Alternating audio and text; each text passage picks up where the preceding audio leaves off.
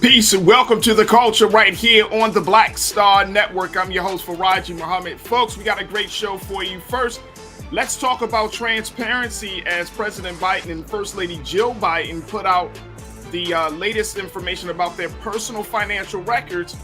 And it just opens up the conversation about why it's important for the president to be transparent. We'll have that conversation. Also, let's talk a little bit about what's happening at 30,000 feet. Praising Jesus at 30,000 feet.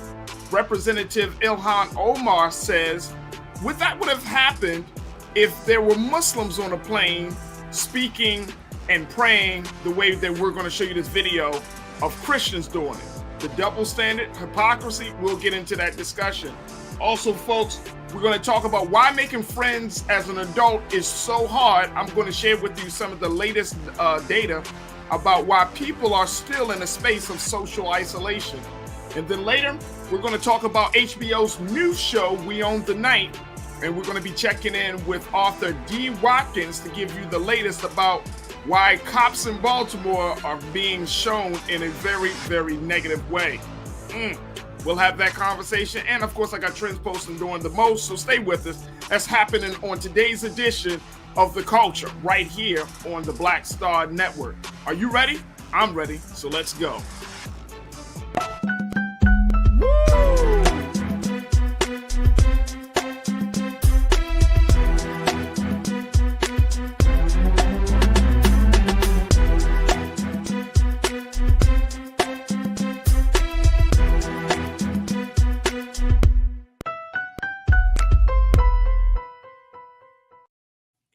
Folks, welcome to the show. I hope that you enjoyed and had a very safe and joyous and prosperous weekend. It still seems like the weekend for some folks. Most people probably will start going back to school and to work tomorrow. But today, we appreciate all of you for checking in and being a part of the conversation. We got some great discussions we want to get to, we want to share and have with you. So let's jump right into it. All right, first and foremost, let's talk a little bit about President Biden and how the president and his wife, First Lady Jill Biden, has officially released their financial statements for, as today is tax day in America. And so it was reported, folks, take a look at this. I want you to show just where the president stand on his financials. So $610,000 that the president has to account for in terms of his income, which, let me just say this, that's not a lot of money, folks. If you think about it, it's not a lot of money for the president of the United States. And I just wonder, how much some of these senators and Congress people are making, because I know they got a whole bunch of stuff going on. But yes, the president it has officially been shown that the president has paid taxes on $610,710 in 2021, paid nearly 25% in federal taxes, according to his returns.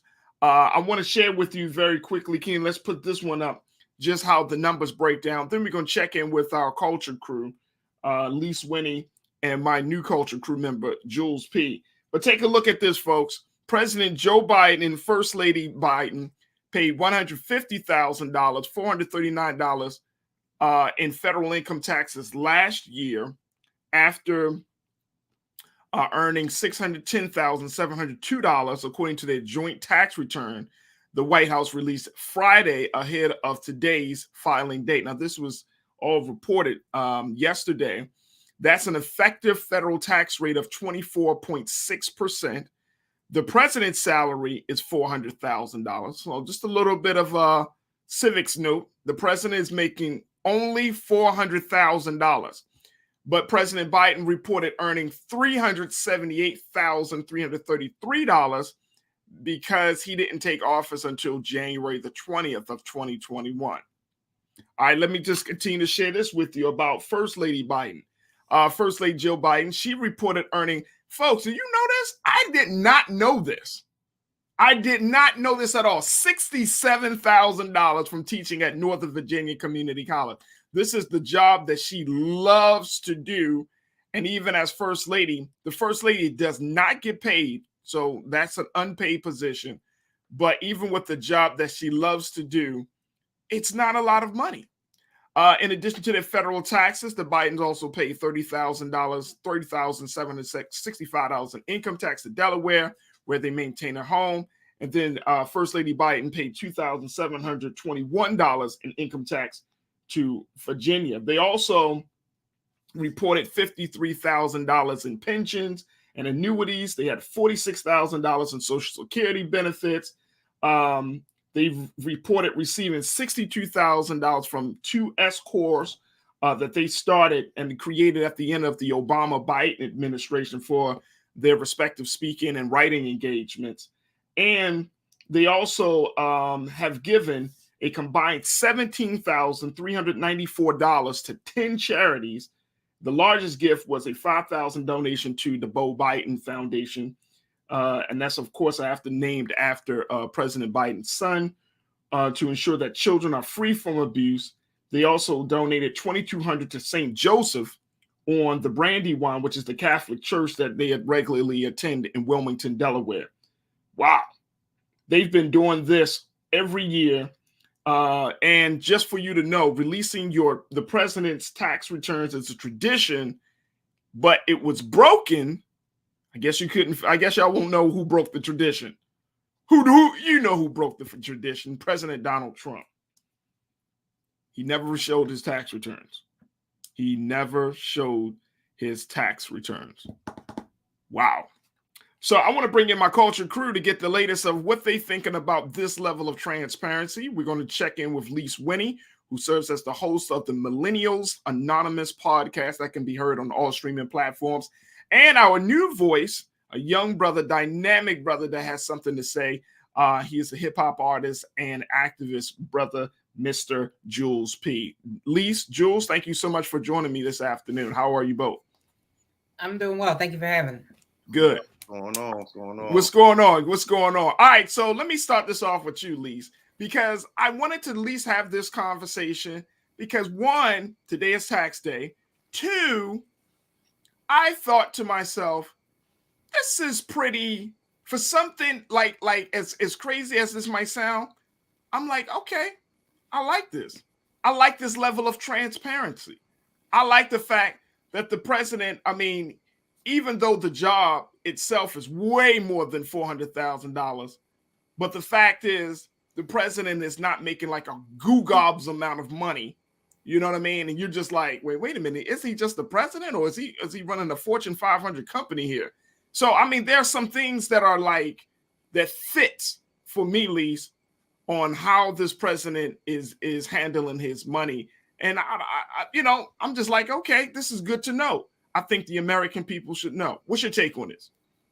Of course, it's good that you have a president of the United States who is willing to give his financial information, because now we know where his allegiance lie, as opposed to the past 4 years where we weren't really sure where, or the past administration, we weren't really sure if he was benefiting off of being in his position at the White House as president. I like it because, again, last year when they released it, there's no, financial experts looked at it. It's nothing glaring where you're concerned. Now, that's a lot of money for the average American family. Most American families are not making that amount. But again, like you said, he is the president of the United States, which is a really, really hard job to do. Now, I will also say that this will be interesting to see in 2023, because the budget proposal, it's supposed to be a tax hike, and how this will impact the vice president in her family, who actually made more money than President Joe Biden and his family. So it should be interesting to see what happens once they increase the tax rate. And then also whether or not they'll keep he has a cap for state and local taxes or SALT deductions, and whether or not they'll change that or they'll keep that, because they would actually benefit if they repealed it.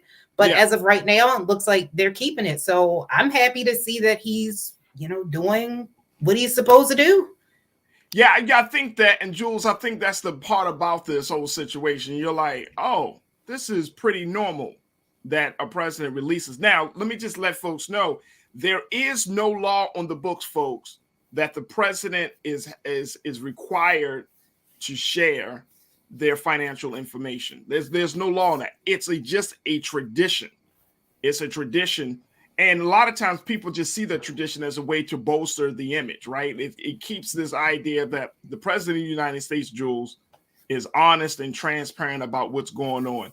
And so for me, it was like, okay, like I said in the beginning, my opening remarks, I did not know First Lady Biden was only earning $67,000 from a community college from in Northern Virginia. I did not know that. She's been working there a long time too, bro. A long time.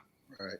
So a couple things. I was looking at it. Like, one, I was in shock like you. I didn't know how much a president made. I also didn't pay attention to the releasing taxes because of the last 4 years. Since that former president did not release his taxes, I never really paid it no mind until then. That's when it became an issue.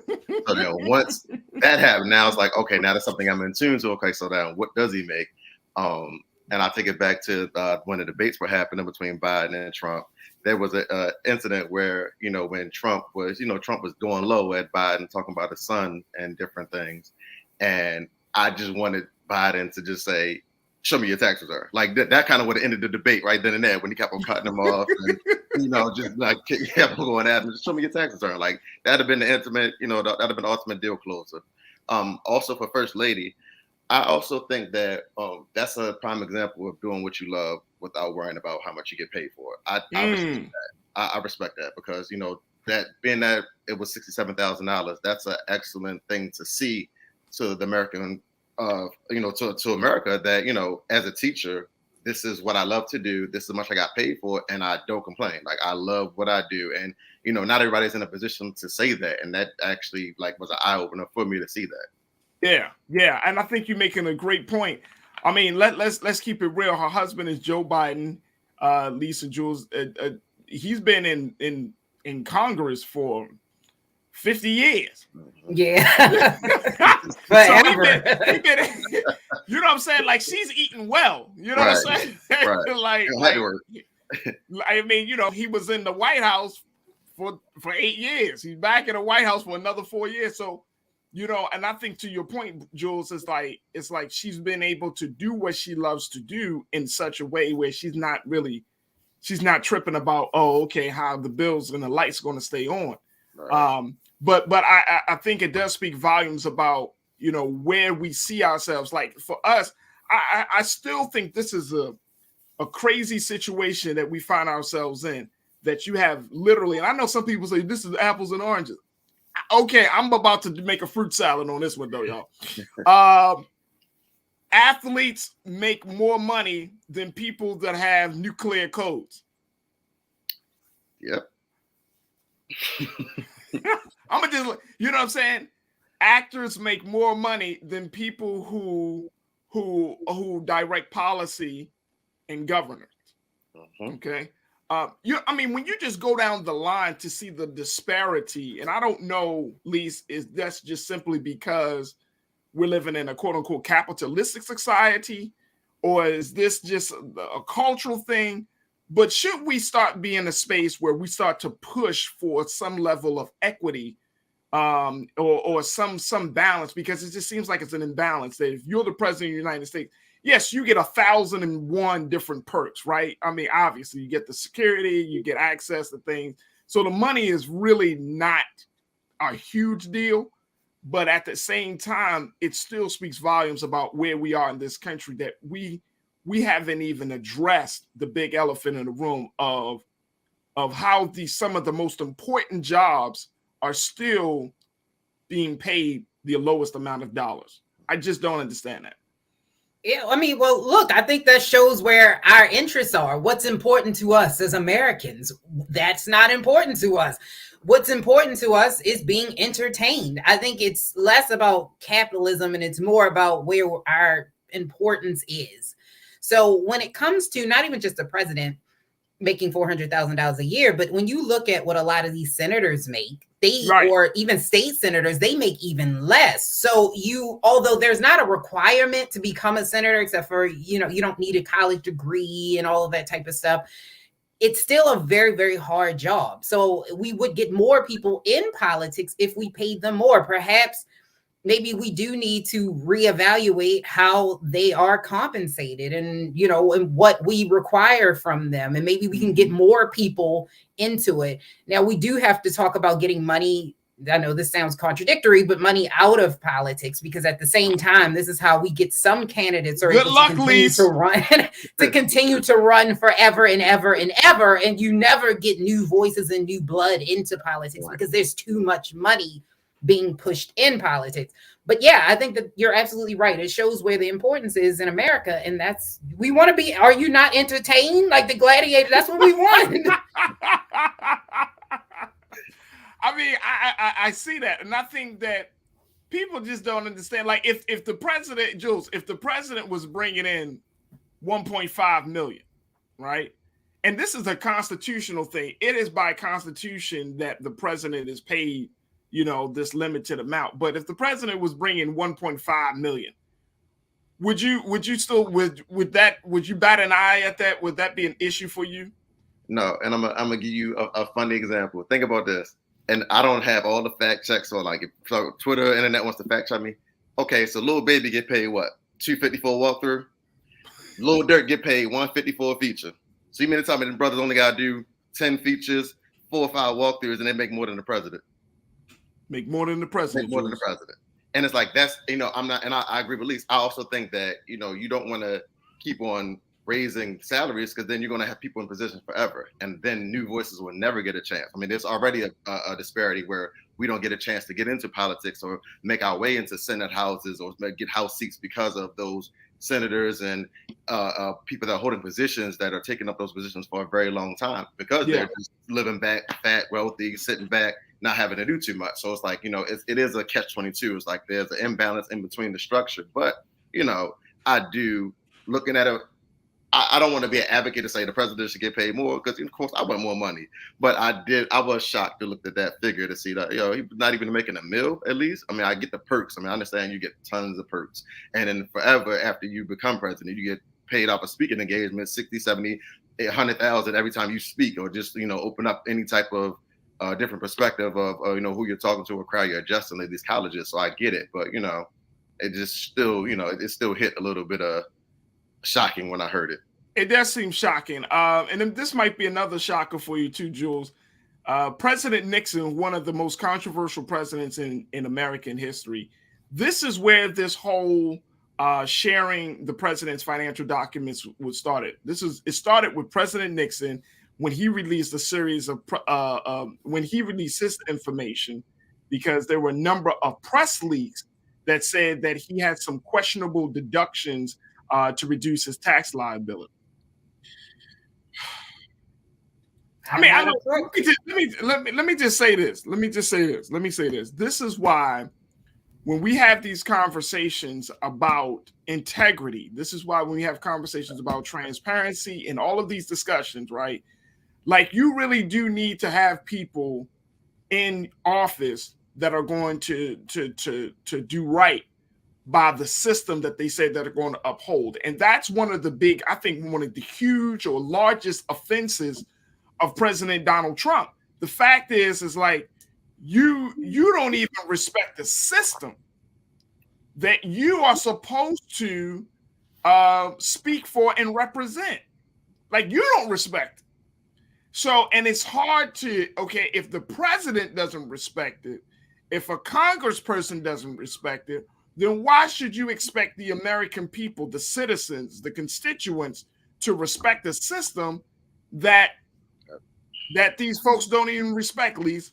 And so, like, let me just share this with you, because I don't know the numbers offhand. So we're gonna break down the numbers. At that time, the media reported that Nixon, he paid only, check this out, $792 in federal income taxes in 1970, and then $878 in 1971, even though he earned $200,000. I don't know what kind of, the math ain't mathing, okay? The math ain't mathing. I don't understand. How do you make $200,000 and you paying less than four figures for your taxes? Okay, I don't get it. Let's move on. Ronald Reagan, when he shared his taxes in 81, $165,000. George H.W. Bush, 1989, $101,362. Bill Clinton in 1993, $62,670. George W. Bush Jr. in 2001, $250,202. Barack Obama. Barack had probably one of the largest, nearly $1.8 million. Donald Trump, $750. This is how much the presidents were paying in taxes, folks. Yeah. Barack, let me just say this too. Barack, and I know people say, Barack didn't even have like a side business. He didn't come from money. And he paid the most in taxes. Nearly $1.8 million. Donald Trump claimed that he came from money all day, every day. And this dude only paid $750. Yeah, but that was a thing that I couldn't understand when people were like, we want him because he's a businessman. And the only reason why he only pays $750 in taxes is because he's saying that he lost. So he was able to write off all the things that he lost in his business. And that's why he paid so little. So with the amount that he deducted and the amount that he said he lost, that's how much supposedly, I believe that's in federal. I mean, of course, it came from the New York, because he didn't release his taxes. So I think it was the New York Times that released that. And that shows that, are you really that great if you are saying that you've lost so much money that this is the amount that you should owe based on how much you actually collect in income? So I think we do need to look at that as well. But Joe Biden and him and Jill Biden, of course, that's awesome that she's still a teacher. That's something that she's been doing for years, like you said.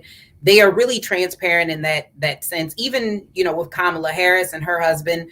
But I think that people are starting to mention, and they're starting to, because he is being transparent, but he has some issues with his son. So we have Hunter Biden is a little concerning. So because of the multi-million-dollar deal I think he has with the Chinese energy company, people are starting to talk about that, and that he was a consultant for Burisma, which is a Ukrainian business. So there are some things where people are looking at him with the side eye, but I think he's doing a really good job of trying to be transparent and keeping things a little bit more open for the American public. So I don't know if this will change his rating at all, because it didn't. He released them last year, but at least he's trying. At least he's trying. And at least I think the big thing, Jules, is that at least the money fits what he's actually doing. You know what I'm saying? Like he took a little pay cut because he said, "Oh, I start on January 20th, so technically I don't get the full 400,000. I get 378,000." At least you're saying, I mean, I can appreciate that. I can appreciate that. What I don't appreciate is people trying to tell us as the American people that we should be following the laws, and then y'all not following the laws. I mean, I don't get that. Jules, you got 30 seconds. What's your response, bro? That's my exact point. I respect the fact that he is being transparent.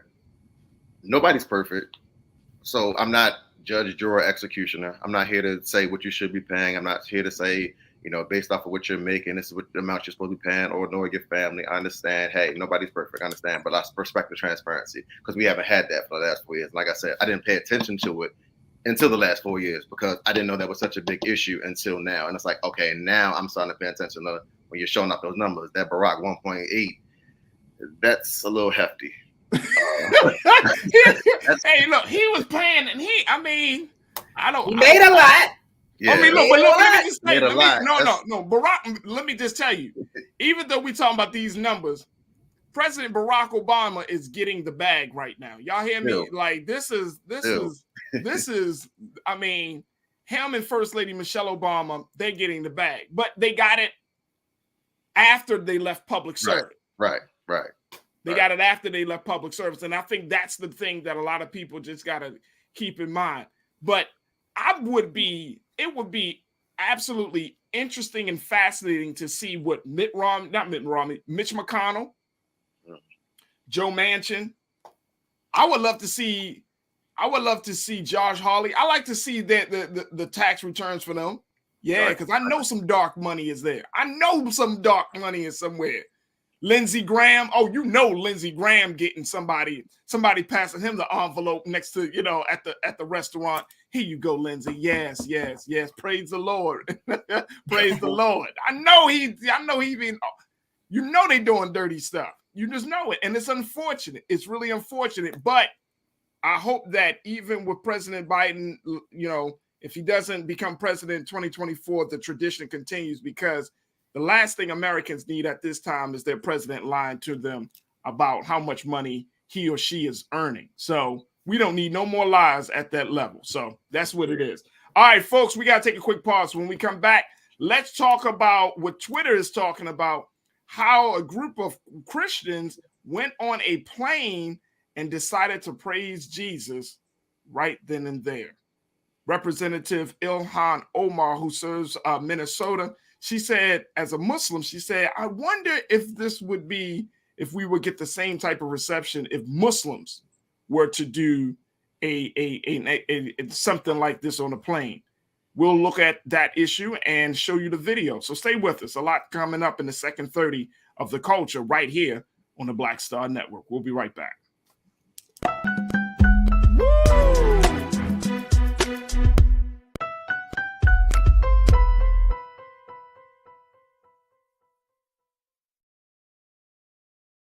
Don't you think it's time to get wealthy? I'm Deborah Owens, America's Wealth Coach, and my new show on the Black Star Network focuses on the things your financial advisor or bank isn't telling you. So watch Get Wealthy on the Black Star Network.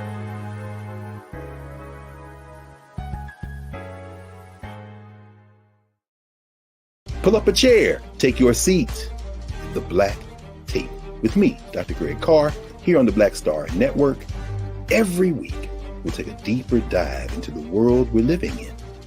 Join the conversation only on the Black Star Network. Hi, I'm Dr. Jackie Hood Martin, and I have a question for you. Ever feel as if your life is teetering and the weight and pressure of the world is consistently on your shoulders? Well, let me tell you, living a balanced life isn't easy. Join me each Tuesday on Black Star Network for A Balanced Life with Dr. Jackie. We'll laugh together, cry together, pull ourselves together, and cheer each other on. So join me for new shows each Tuesday on Black Star Network A Balanced Life with Dr. Jackie.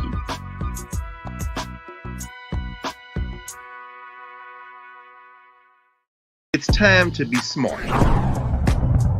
Roland Martin's doing this every day. Oh, no punching! Thank you, Roland Martin, for always giving voice to the issues. Look for Roland Martin in the whirlwind, to quote Marcus Garvey again. The video looks phenomenal, so I'm really excited to see it on my big screen. Support this man, Black Media. He makes sure that our stories are told. See, this difference between Black Star Network and Black-owned media and something like CNN. I got to defer to the brilliance of Dr. Carr and to the brilliance of the Black Star Network. I am rolling with Roland all the way. Honored to be on a show that you own. A black man owns the show. Folks, Black Star Network is here. I'm real revolutionary right now.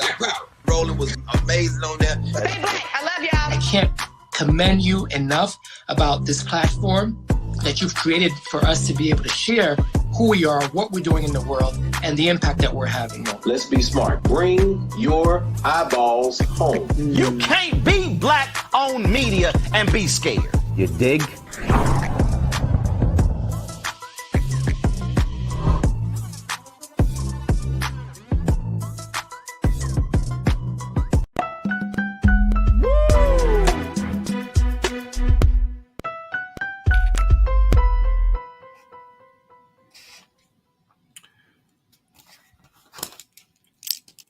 All right, folks, welcome back to the show. All right, let me just share with you something that's trending right now on social media, a situation that happened just a few days ago.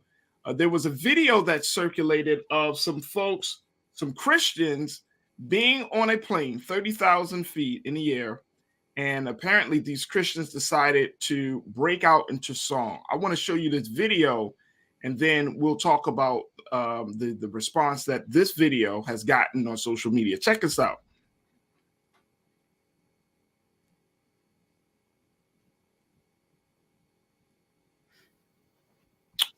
Looks like we're going to pull up that. We're going to pull up the video in a few moments. Just going to handle that technical difficulty. But folks, this video has gotten so many. It just simply gone viral. And it was a video that representative who's Ilhan Omar of Minnesota. She put this video out there because after seeing this video, she asked a question on social media. What would happen if Muslims did the same thing? We've been talking to Culture Crew members, Lee Swinney, host of Millennials Anonymous podcast, and we also have Jules P., who is a hip-hop artist and activist.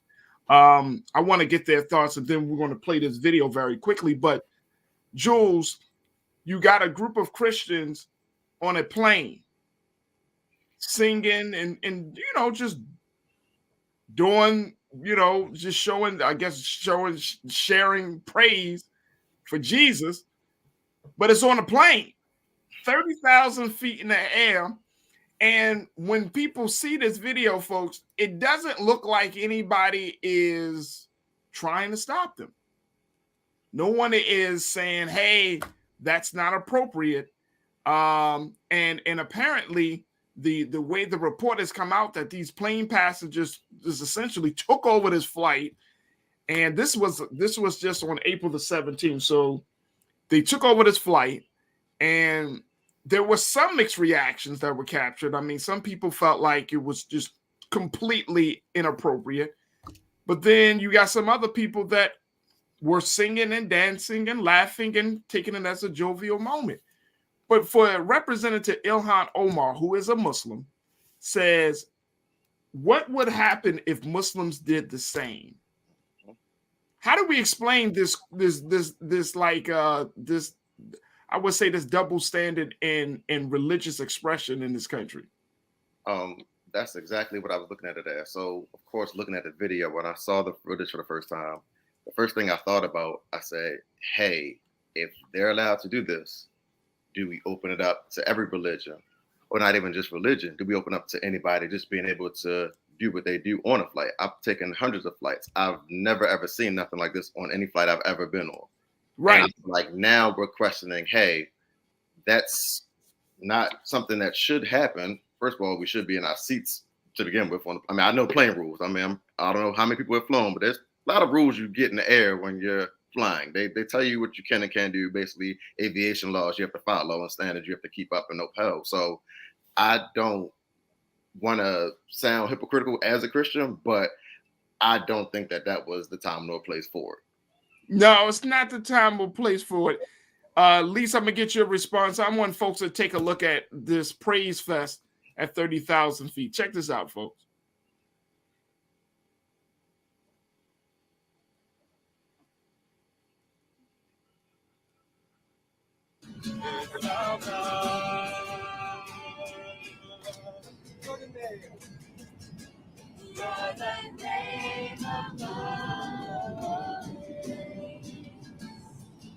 You are worthy of our praise.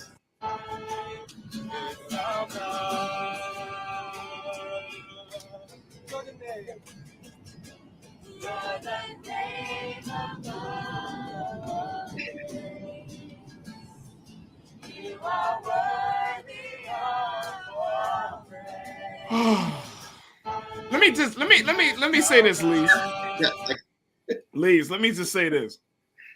If I would have been on the plane, I wouldn't have had, I mean, this makes Christianity look real crazy. This makes Christianity look real crazy. And I know, and this is not something trying to be blasphemous or anything, but this level of expression, and I'm very cognizant and cautious about how we express ourselves. Some people wear their beliefs on their sleeves, right, Lise? It's like before they even tell you their name, they tell you what they believe in. And that's fine. But one of the big things that I often, it's not, I don't know whether it's a pet peeve or something, but it's like, have consideration of other people, man.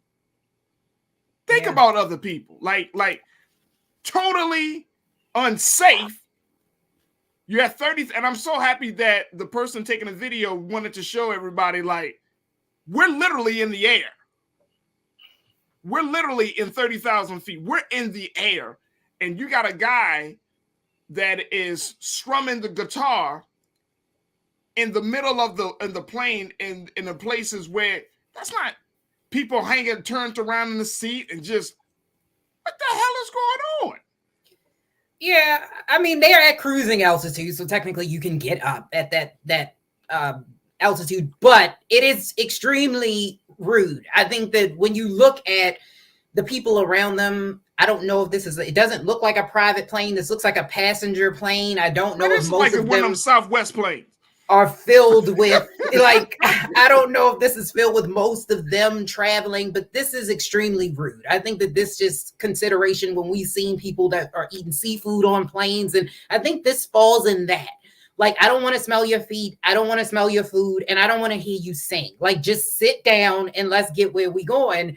And I think that I don't always agree with Miss Omar. I don't agree with her politically on a lot of things, but I agree with her that if we would have had anyone of any other religion do this, there would have been a different reaction, especially someone of the Muslim faith. As someone who doesn't subscribe to organized religion at all, I can understand where she's coming from. And I don't think you would have had the same reaction. I think people would have been outraged. So I do agree. And in Newsweek, they actually had a couple of people that they quoted from Twitter. Some people were completely they did not like that she's saying that. They're saying that she's hypocritical. And then there were some people that completely agreed with her. So on this, I think she's absolutely correct. I don't think anyone should be doing it, though. I think this is just, everybody just sit down, sit the hell down, and let's get where we going. Don't get up. Let's just do that.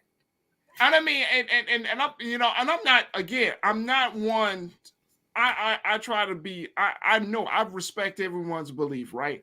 Like back in the day, I was that guy that sometimes would kind of go back and forth with you. As I've gotten older, I realized I'm not going back and forth with you. I'm not going back and forth with you on tit for tat issues about what you believe, what I believe, what you think I should know, and all that stuff. I don't have time for all of that. But when you see a level of religion expression that is just so blatantly disrespectful. You know, I'm embarrassed. I'm embarrassed for Christians. And it was unseasoned. I'm embarrassed. I'm embarrassed for people who you know, who truly believe in this. And this, it looks like it's made a mockery of it. Hey, of what you see. Go ahead, Jules. Yes, sir. All right. Let's take a Jules perspective here. 30,000 feet in the air, singing Christian songs. If I'm on that plane, am I getting a message that I'm about to go to heaven? I feel a little uncomfortable. Man, please. I feel a little like that's the wrong time. 30,000 feet in the air. That means am my soul about to keep on going up past the 30,000 feet? I kind of feel weird. It kind of makes me nervous. I'm already on a plane. Right. And I mean, this ain't Kirk Franklin. Right, it's unseasoned. I said that's like, and it's unseasoned. So we had this, and it's unseasoned. This ain't Hezekiah Walker. This ain't Fred Hammond. You know what I'm saying? This sounds like some stuff like this is, it just, maybe we watch too many movies, man. But I'm just saying, like, this is not like something.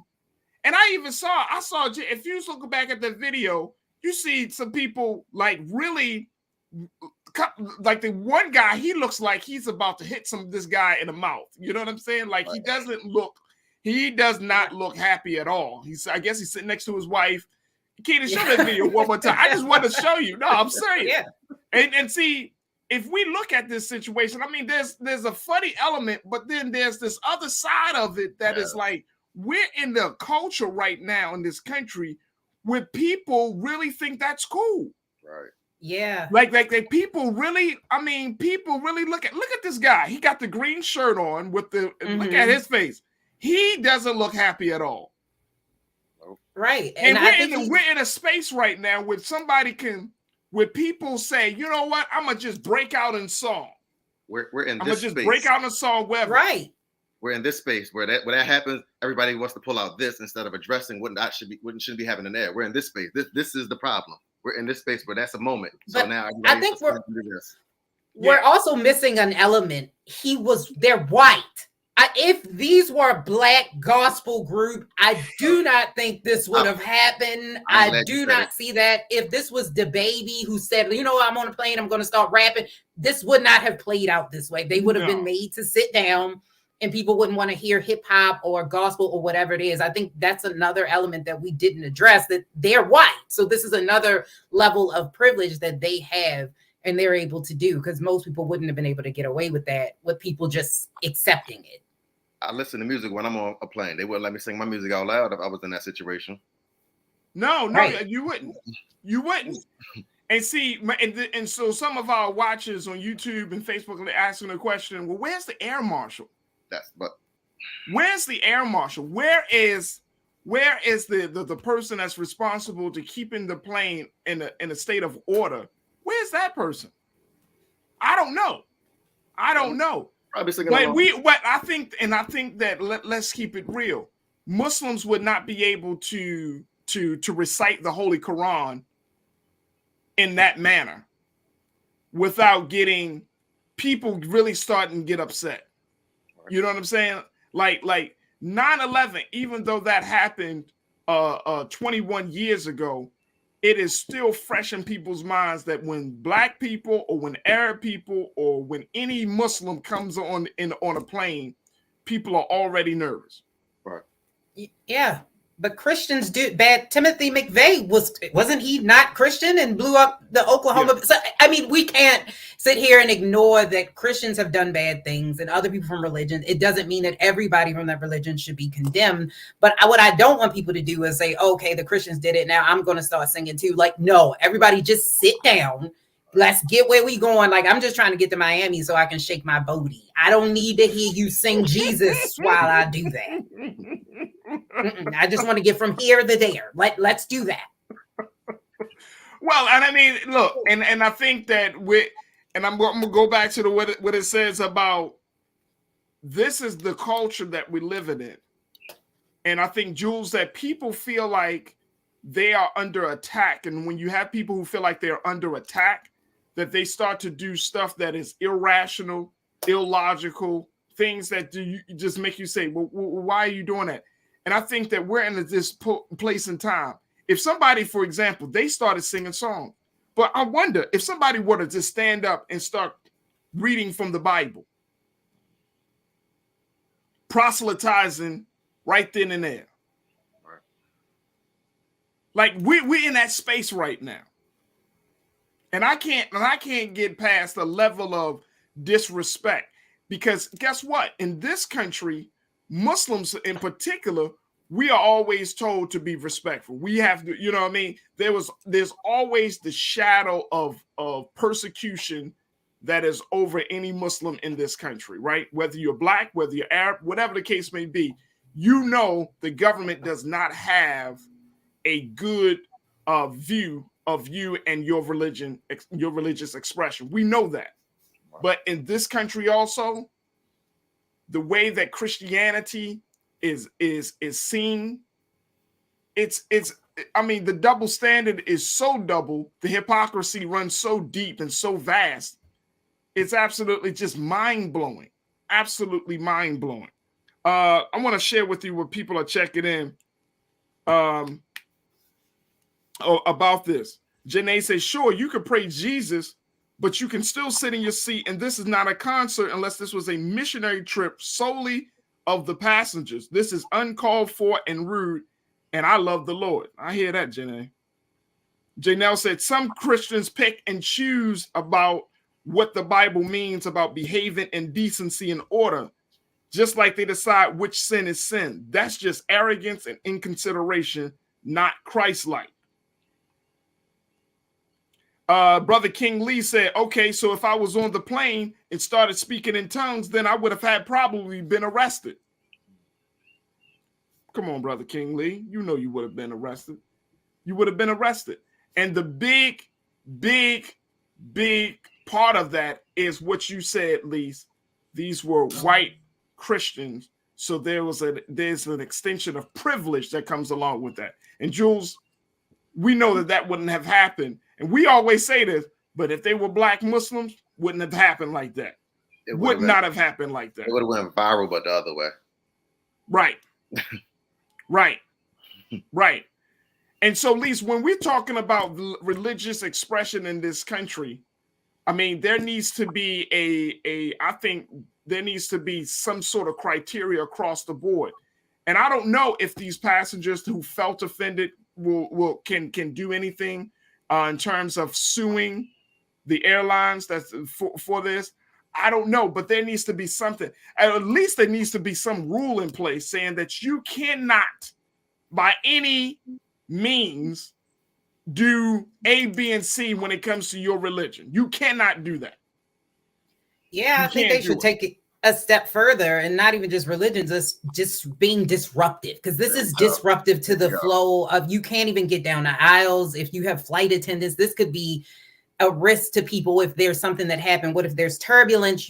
This is not okay. Like at no point, not even just with religion, like this just doesn't make sense at all. So I think that we do need something in place where people, especially on plane, there needs to be more etiquette there. I don't think they can sue, because again, they have freedom of expression, but you probably can get maybe something free on the plane. I don't know, but I think that we do need to be more courteous of others. And I think we're getting into a place that we're so internalized with me, that we are impeding upon other people's happiness. And we can't do that. We cannot continue to go down this route. This is not what we want, folks. Let's not do this.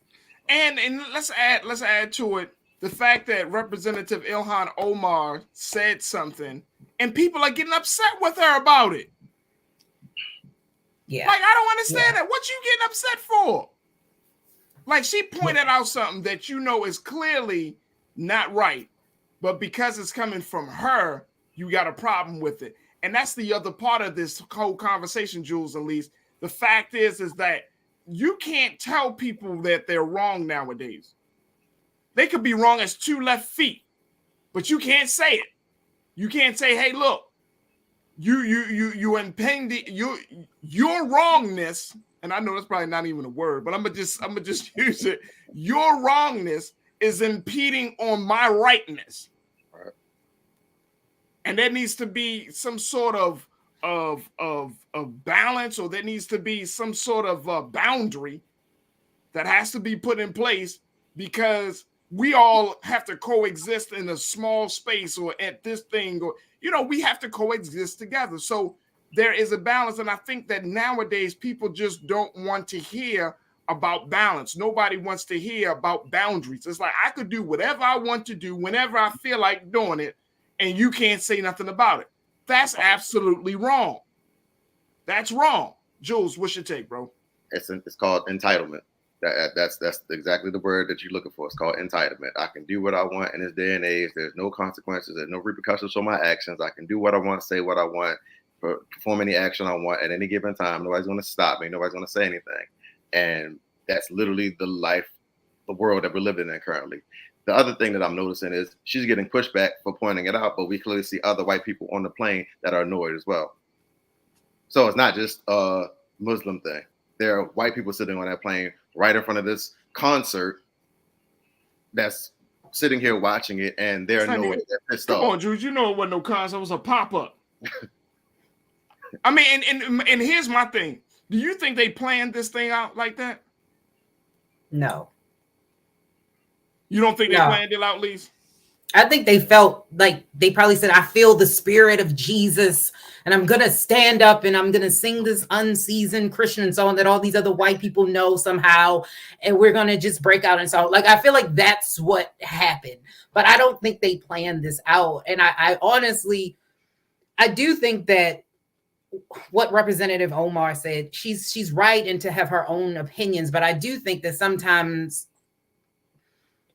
was there a better way to word that? Where better we way don't for her have to word that? Yeah, where we don't have to. That's why I got to push back against you with the lease. That's why I got to. That's why I'm here. That's why I'm here. No, I mean that's fine. We're gonna push back on it, but better way to word what? All she asked was a question. And let me share Keenan, throwing up the quote from Representative Ilhan Omar. Check this out. This is all she tweeted. I think my family and I should have a prayer session next time I'm on a plane. I think it's some more to that. So she tweeted more. Let me just double check. Let me just share with you. But if you're saying that there's a better way for her to word that, what other way should she have worded that?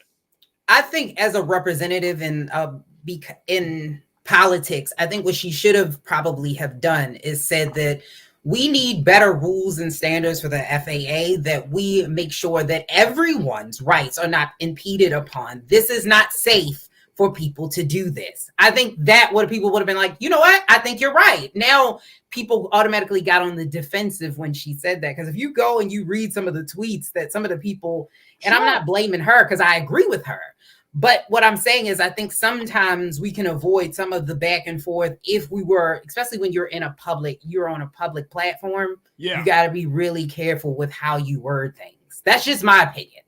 So you're saying that if she was pointed out the fact that this was inconsiderate, that this was a major breach of safety, that she wouldn't have gotten that pushback that she's been getting? I think, of course, she's always going to get pushback. Because I'm about to say she's always going to get pushback. She's always going to get pushback. But I think that the level of pushback would have been different, where people wouldn't have automatically jumped on the defense. Where it's like, oh, this is about religion. Here's what I think. Let's take that out. Here's what I think is the issue with that. And here's why, and, at least we family, so that we can have this conversation. But here's where I think the issue with that. The issue is you're not looking at the right thing. You're worried about the respectability politics of how something is said versus actually looking at what was done. The respectability politics would have said what you did on the plane that can be considered to be very inappropriate, offensive. I mean, all of those things. That's what was done. And I think that Ilhan Omar, she was just pointing out the fact of the double standard in this country, that white Christians or Christians in general have a lot more leeway than Muslims. But I think she just stated her feelings. She actually didn't give a solution. When you are in a place of that type of stuff, if you complain, give me, what are you complaining about and what is the solution that you are proposing in order to fix it? She just said, my feelings are hurt. You got to give more than that. I think that's where we get stuck in this cycle in this country where it's like, my feelings are hurt. I don't like it, but I'm not telling you exactly what's wrong with it. This is, even if she would have said that, do it. This, right. I think that's where she should have went with this. Like, say that. I don't know. But see, I don't know, Jules. I don't know even if she would have said, hey, this was inappropriate. This is not a safety. This was a breach of safety. I don't know if that really would have changed anything, because I think people just, depending on who you're talking to, they might have a decent view of her or they just might not have a decent view of her. But, you know what I mean? It's like you caught in between this catch-22. Damn if you do, damn if you don't. You know what I mean? Because it's coming from her. I feel like regardless of who it's coming from, there still should be a level of decorum and etiquette when you're in the air. Like that's what we got to get back to. It shouldn't happen to begin with. You got to maintain your seat on a plane. You only need to get up when you have to go to the restroom. Aisles need to be cleared. And that's pretty much it. You listen to your music, you listen to your podcast, you listen to your movies with your headphones in. Like that shouldn't have to be an explanation. We know, like, I've flown a lot of my life. I understand the etiquette of being in the air. There shouldn't have to be any other explanation needed to say what should have been done, what shouldn't have been done. That should be like, that's the problem. Everybody wants to break a rule and then go viral. It's plain and simple. Just sit your butt in the seat. Let's get to our destination safely. Our pilot is doing the best to get us there safely. Let's make sure he's good. Let's make sure the stewardess has got out, and we keep it moving. Like, that's just plain and simple. I feel like I don't want it to go too deep because, again, there's a level of etiquette and decorum. If I'm at a concert, okay, I can sing and dance. I can do what I want. I can stand. I can praise. If I'm in a church setting, I can do what I want. If you're in a mosque, that's okay. That's the setting for what you're trying to achieve. But we're in the air. So let's get back to what we're supposed to be doing instead of trying to go and break all these different rules and chains of explaining what should have been said or what shouldn't have been said. Yeah, I agree with you. 100%. Say that. Yeah, say that. That's what you say. Exactly what he just said. That's it. I mean, I agree. I am in total agreement. I just think that, you know, it's one of them situations. It's just really one of them situations where you can say all the right things, but it's crazy that you got to still, like, in a case like this, in a moment like this, that where people have shown complete disregard for other people, the person that's pointing out the wrong has to walk on eggshells about a situation where people didn't give a damn. That just doesn't sit well with me personally, but I understand what y'all saying. I still think we're not talking about the right thing. I mean, like, okay, so you walking, you could say whatever, you could do whatever, but in my response to you, I have to consider your feelings. I have to consider other people's feelings. Like, not considering feelings, but getting the point across. Like, do you want to be right or do you want to get stuff done? And that is the problem in politics right now. That is why we don't get anything done, because it's about being right and proving my point and not actually getting stuff done. If you don't know it, okay, I agree with you on that. But if you don't know that you ain't supposed to stand up, pull out the guitar, and start walking up and down the aisles and start singing Christian hymns, right? Or you're supposed to, you know, turn around in the middle of your seat and just lean over. If you don't know that from right, come on. Common sense is not common anymore. It's not. I mean, that's not common sense. That's just, you're an idiot. I mean, I don't disagree. We agree on that. We agree. You know what I'm saying? Like, everybody else is sitting down, but you feel like, well, why is everybody else sitting down? Why they ain't joining the jam session? You're an idiot. Absolute idiot. And it's sad because I know somebody might say, well, look at here, there he is talking bad about Christianity. No, we're not talking bad about Christianity. We're talking bad about the people who make these decisions and using Christianity as the guise. That's an idiot move. If a Muslim started to do some idiot stuff, I would say, nope, That's wrong. Don't attach Islam to that. Nope. That's you. That ain't it Islam. That's you. That's the same way here. Don't attach and say because please, I'm a Jesus. No. That is just wrong. It's inconsiderate. It's unsafe. No. You don't get no pass for that, bro. You don't get no pass for that. All right, but look, we're gonna have to agree to disagree. But it's cool though. It's cool. We don't totally disagree, but it's cool. Yeah, we agree. We agree. We agree. We agree. We agree like cousins agree. Yeah. All right, look, I gotta take a quick pause. When we come back, we're gonna switch gears a little bit, folks. Let's talk about what's happening with friendship in this country. There is a very real concern that people are becoming more and more socially isolated, especially after COVID-19. So we'll have that conversation. And then later, we check in with author D. Watkins to talk about HBO's newest show, We Own This City, and talking about some of the crime and corruption in the city of Baltimore and how it's going to be played out on the big screen. So stay with us. Those conversations are coming up next in the next hour of The Culture here on the Culture here on the Black Star Network. We'll be right back.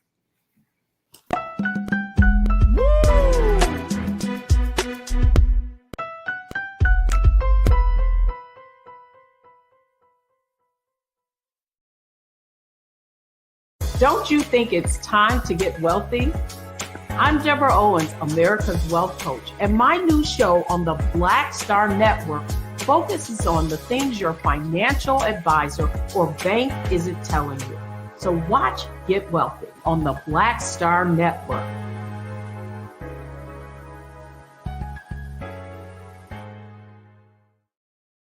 Hi, I'm Dr. Jackie Hood Martin, and I have a question for you. Ever feel as if your life is teetering and the weight and pressure of the world is consistently on your shoulders? Well, let me tell you, living a balanced life isn't easy. Join me each Tuesday on Black Star Network for A Balanced Life with Dr. Jackie.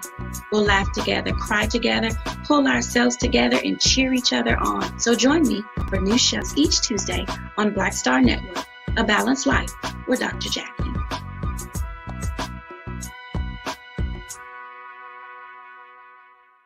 Pull up a chair, take your seat.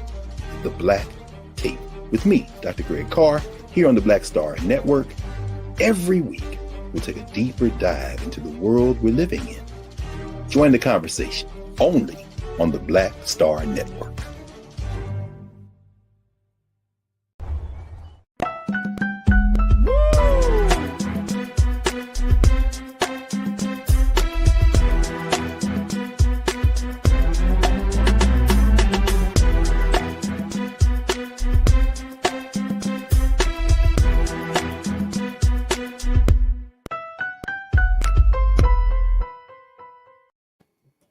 Folks, welcome to the second hour of today's show. We had some great conversations during the first hour, but this next segment we wanted to have a discussion around. It's about socialization. We're finding that there are a number of studies and surveys that are being done where people are saying that it's harder now, especially in light of, even though we might be at the tail end of this pandemic, it's still harder for people to connect the way they used to connect. And that it is harder as an adult to make new friends. This is based upon a recent study that talks about the rise in social isolation. This was from a 2019 survey. Let me just throw throw this data up there for you, Keenan. If we could post that, let me just share this with you, folks. It said this even before COVID, and this is a part about how you optimize your life. Like so many of us look at life and try to figure out how do we make sure that we get to an optimized place with everything we do. Well, they're saying even before COVID, this came out of the New York Times. Even before COVID, a stark and disconcerting trend was underway: a decline in meaningful relationships and a rise in social isolation. A 2019 survey found that a whopping 61% of Americans reported feeling lonely. Making friends as an adult is difficult, and research published in 2020 in the journal Personality and Individual Differences offers some clues as to why. Among the top reasons adults have an especially hard time making friends is that they are less likely to trust new people, and because they say they don't have time. Wow. Take a look at that. I want to bring in our culture crew, Lise Winnie, host of a Millennials Anonymous podcast, and our newest culture crew member, Jules P., who is a hip-hop artist and activist, as we look at this issue. Is it harder to make friends as an adult, Lise and Jules? Lise, I'm going to start with you with that, sis. Is it harder to make friends as an adult? Do you feel like this study here is on to something, that we have become more socially isolated than we probably have been in a very long time? Yes, I think I agree with that 1,000% that it's hard. Because like as a kid, you meet most of your friends in school. Like you don't just walk up to somebody in the grocery store like, hey, you want to be friends. They're gonna be like, somebody call 911 immediately. Like no one is doing that. So you meet all your friends at work. I think a lot of adults meet their friends through work because we're pushed and forced together. And that's how you create your relationships. And if during COVID, we missed that completely. Like there wasn't any of that connection or bond building. So you were just kind of like alone. We don't talk to people without trying to talk to people. When's the last time somebody just came up to you on the streets and just tried to be your friend without trying to date you? I'm pretty sure you probably like, never. Like if a man just came up to you, Farajii, and was like, hey, I like baseball. You like baseball? Like you would be like, what? What? No. It's not going to go well. It's not going to go well. Let's just say that. So we do need to normalize talking to people. Like let's normalize having conversations with people. Yeah, I would definitely agree with that. I mean, I'm not going to be running around like Jules and be like, hey, you like gold chains? I like gold chains too. So let's link up. You like black music? You like hip hop? I love hip hop. And then let's just hang out. We know that, but I do think that they quoted in this piece how different scientists and scholars are looking at this loneliness epidemic. The fact that so many people are lonely. I mean, in that little excerpt that we shared, with 61% of people say that they feel lonely. And this was in 2019. Now, fast forward 3 years later, I'm sure a lot more people are feeling even more lonely, even though, Jules, we have technology where we're supposed to be connected to friends and family and to the rest of the world. It seems like we're becoming more and more closed in with ourselves. So what's your take on that, Jules? All right, you ready for this? Because I just was having this discussion actually this weekend. And I went in deep. I kind of talked to my staff about it at work, and then I actually talked to her about it with my actual partner. So and me and her have discussions all the time about it. So I'll give you couple different ways about it. So one, I also am in I don't think making friends is easy anymore. Like Lee said, I mean, it's not like we're in high school where where you're in your class with your friends and then or your neighborhood. Like I know when I went to high school, I had friends I had in class, and also I had the friends of people that I walked home with because I walked to school. So a lot of us lived in the neighborhood. We lived in the neighborhood at many different apartment complexes. So you knew who lived in the building down there. You knew who lived in the complex down there. So it was that was our clique. As an adult, and I was having this discussion last night, matter of fact, I think my closest friends are the friends that I travel with. So those are the ones I only see when we go on vacations. I don't really have a clique that I roll with when I'm going to the city, when I'm going out on different adventures, when I'm going to DC, when I'm doing different things. I don't have a certain clique that I roll with. I'm an only child, so I don't even really care. Like I don't have a loneliness feeling. I'm actually perfectly fine with not having friends. Hell, when I was a kid, my imaginary friends was cooler than people anyway. So I don't really care. Like to have a personal preference of trying to be your buddy, trying to be your A1 since day one. I feel like people have ulterior motives. A lot of times, you meet people of the opposite sex. Like Lee said, think about it. If I'm meeting a female and I'm talking to her, is she thinking I'm trying to holler at her, or hey, let's go out and get some drinks for happy hour? I'm a cool dude. I love hanging out. Let's get a drink, positive like that. Then we go for a drink. Oh, now does she think we're dating? Like, no, I just wanted a drink. I don't want to be your man. Like, I just want to drink. Hey, like, all right, like, let's end this right now because I don't like. It's like that's the world we live in. Also, now with that loneliness factor, then like I said, then you got the essence of social media. So they're talking about, they send the scientists are talking about the different dating apps and things like that. Well, here's the problem. Everybody looks like they're living life. I keep on telling you, social media is not a platform where you're putting your real business out there. It's not a platform where you're actually showing how you're actually living. It's to stunt.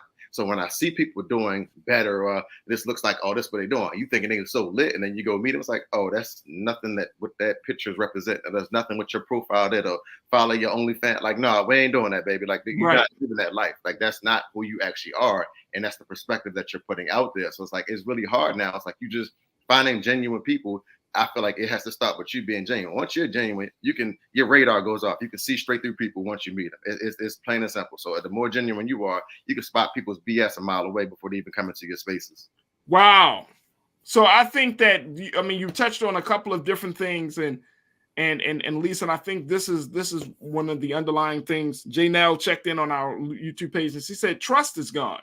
Yeah. And I think that that's where we are right now. Like, I've heard from both sides, from both men and women, we don't trust anybody nowadays. Right.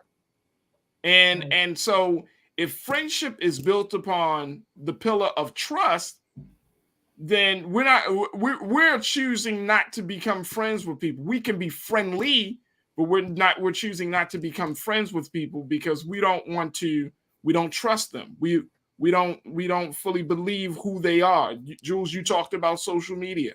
You know what I mean? Like the imagery that we get from social media versus the reality of who that person is not consistent in a lot of ways. Right. And so it just automatically leaves a bad taste in your mouth to trust. And I've heard it time and time again where people are like, "Oh, you're not like what I expected," or somebody might say, "Oh, I thought you might have been older," or "I thought you were this way," or "I thought you were that way." You know what I mean? Like, we kind of go into situations looking for inconsistencies versus going into situations saying, "Hey, this is where I am. This is where you are. We have some common interests. Let's see if we can build a genuine relationship." What's your take on that, Lise?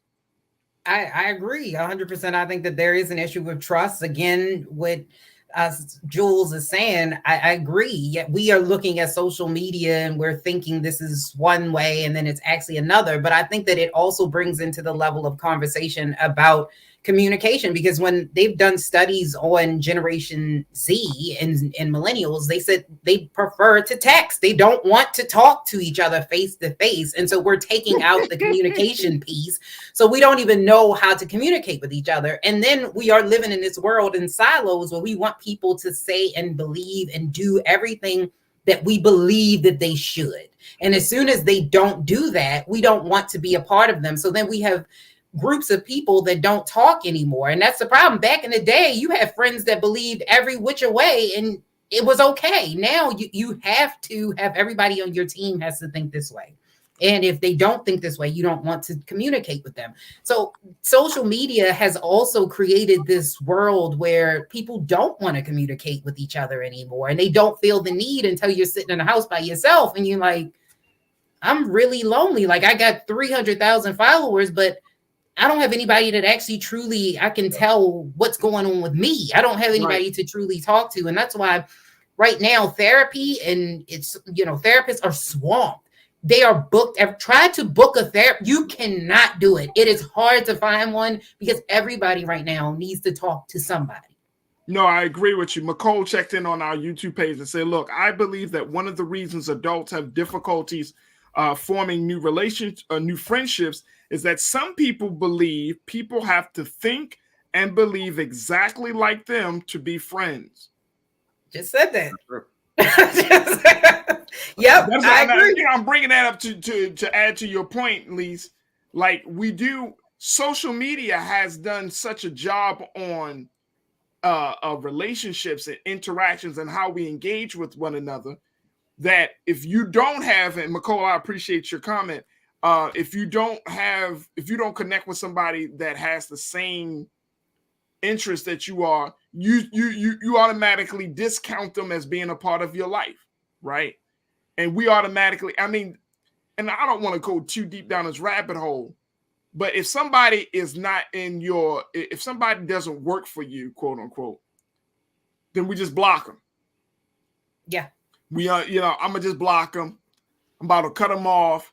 Like I've heard, and Jules, you probably heard this saying. I don't know how many times where I've heard women in particular, and I'm not trying to make this a male-female thing, but I just heard there's a lot of women.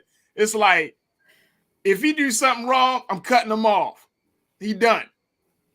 And one of the big things that I know about friendships, one, it takes time to build friendships, and that's a premium that nobody has anymore. We don't have time to build no friendship. It's like as soon as you talk to somebody and you literally like, all right, let me see if I can build a friendship. It don't have to be between a man and a woman. It could be two men, two women. But the whole thing is, don't come into my life because I don't have no time. And you have to try to figure out how you gotta navigate through somebody's life, right? As if they got it all together. But you gotta figure it out. Like you gotta start playing this kind of like dance of like, okay, are they good today? Do I talk to them tomorrow? I mean, you're going through all of these things because people don't have time. People don't trust nobody. We don't feel like, like you said, to the point of talking. If you talk to somebody over the phone, then, you get to hear the tone of their voice. You get to feel the vibrations of their energy. But that's all gone because we're texting. I mean, we are essentially like creating our own holes to be in, and then we're mad that it's so dark in our hole. I don't understand. Jules, what's your take?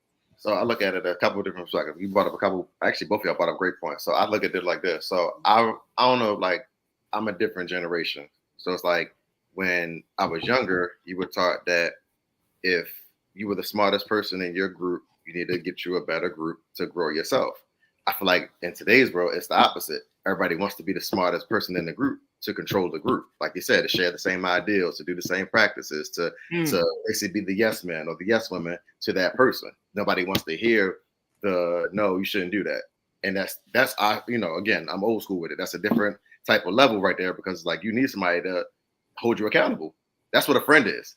A friend is somebody that you trust to hold you accountable. So if you have a bunch of people that let you do the BS that you want to get away with, then they're not your friends. They're just associates. So call them that. Hey, I got a bunch of associates. That's fine to say. I have tons of associates. I'll take a shot with them. That's fine. But I go to hell home when I leave that daggone bar. I'm cool. We ain't got text. We ain't got talk. We ain't got share no information. We ain't got to be friends on social media because I could care less.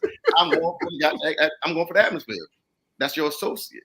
A friend is somebody that you trust that can hold you accountable. So that's why I look at it as like, okay, I don't really have that many friends.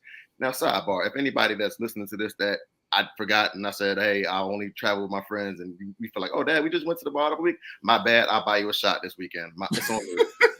Like, I don't know if I feeling like no certain type of way. I'm just, y'all, but again, you know me. I'm being 100% real. I'm always going to tell you the truth at all times. And I feel like that's what the purpose of a friend is. It's like somebody that I can lean on when times get rough. Like I consider myself a friend to a lot of people.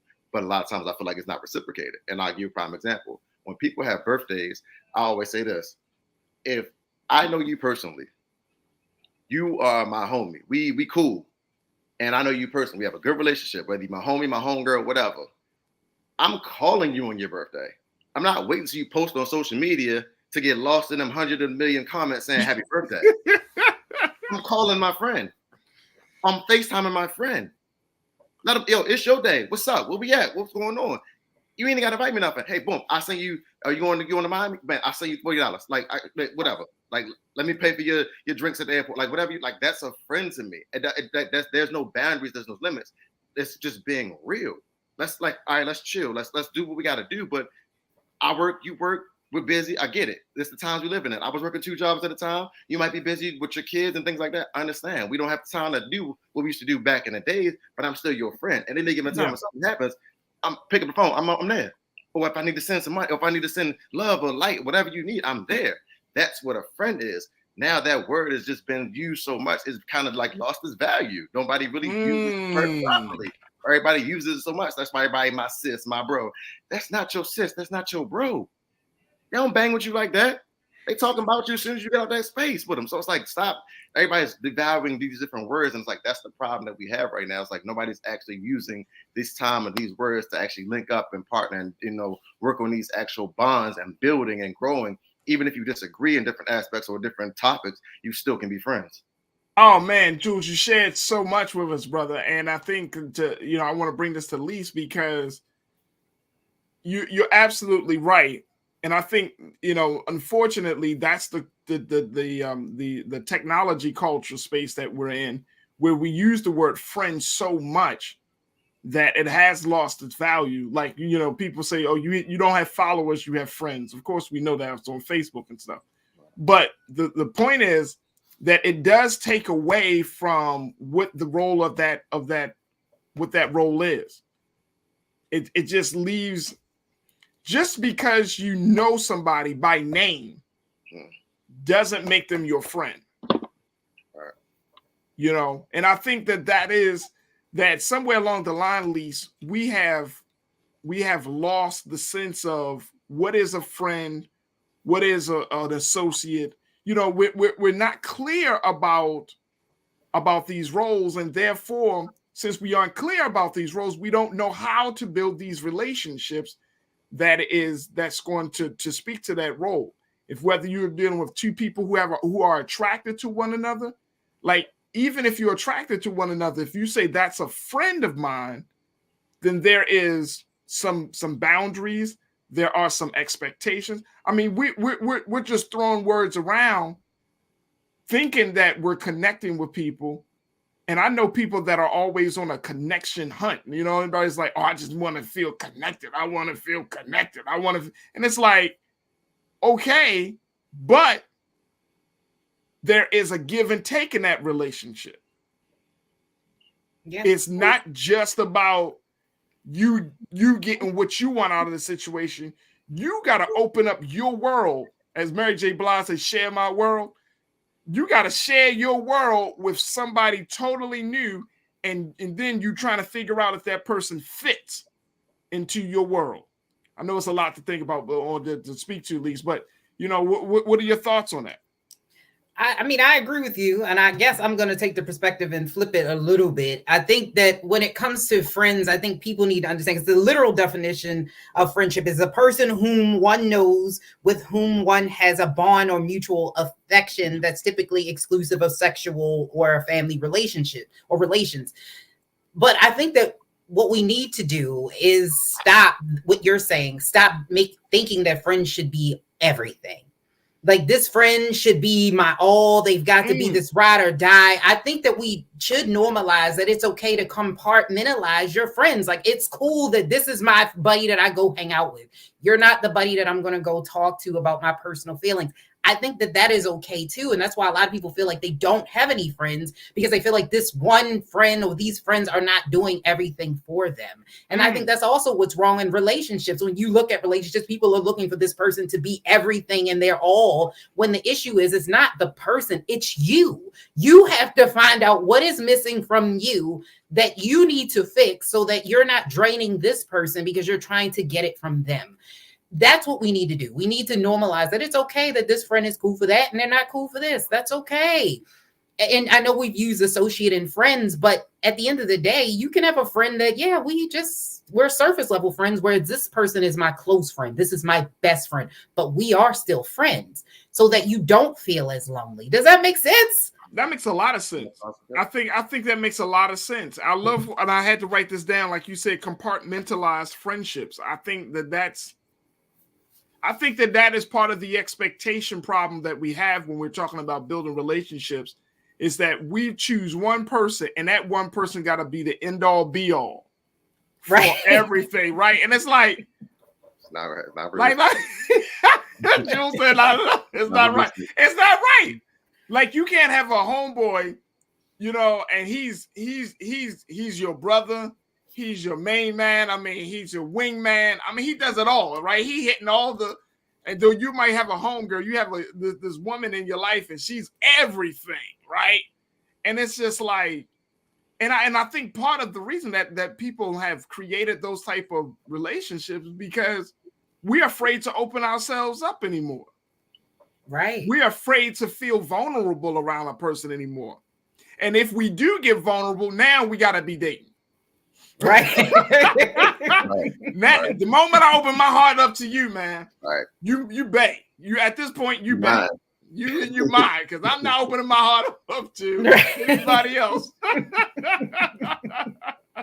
Right. You know what I'm saying? You bet now.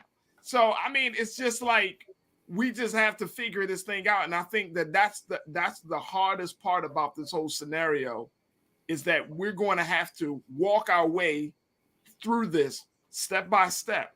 And I think to for folks that are listening, look, be very clear about what type of friendships you want. Mm-hmm. I think that's the first step in all of these things. What is it that you want? Be clear about what is it that you want. Don't seek to bring people into your space, into your world, and you don't even know why you want them there. There you go. Yeah. Or least Jules, y'all know this happens. You bring a joker into your space, and then you don't want to branch out, so you make up some crazy reason in your mind that you try to get them to fit to. Mm-hmm. Look at Jules' face. Mm-hmm.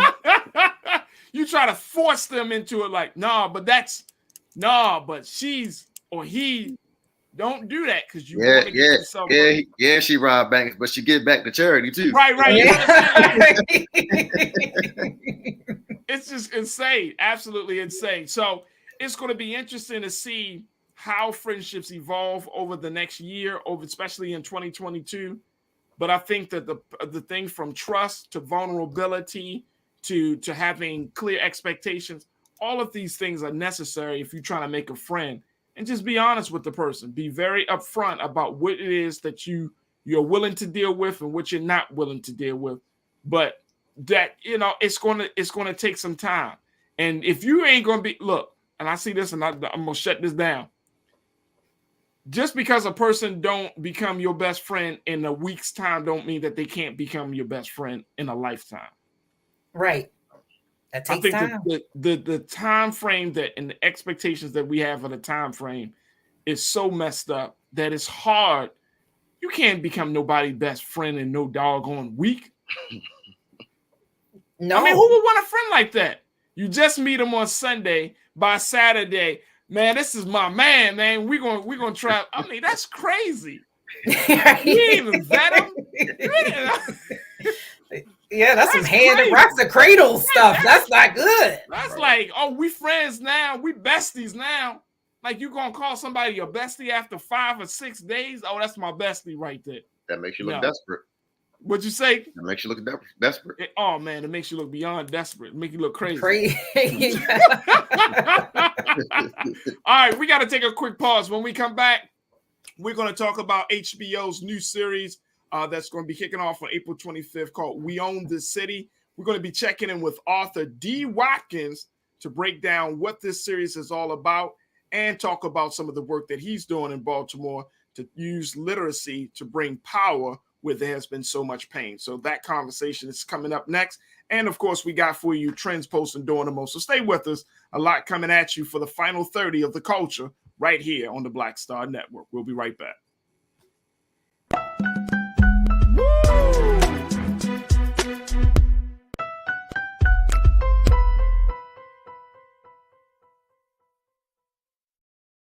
Pull up a chair, take your seat. The Black Tape with me, Dr. Greg Carr, here on the Black Star Network. Every week, we'll take a deeper dive into the world we're living in. Join the conversation only on the Black Star Network. Don't you think it's time to get wealthy? I'm Deborah Owens, America's Wealth Coach, and my new show on the Black Star Network focuses on the things your financial advisor or bank isn't telling you. So watch Get Wealthy on the Black Star Network.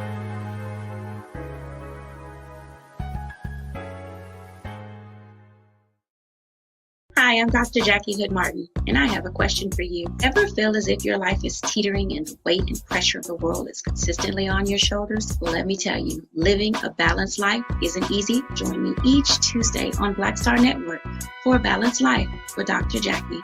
We'll laugh together, cry together, pull ourselves together, and cheer each other on. So join me for new shows each Tuesday on Black Star Network, A Balanced Life with Dr. Jackie.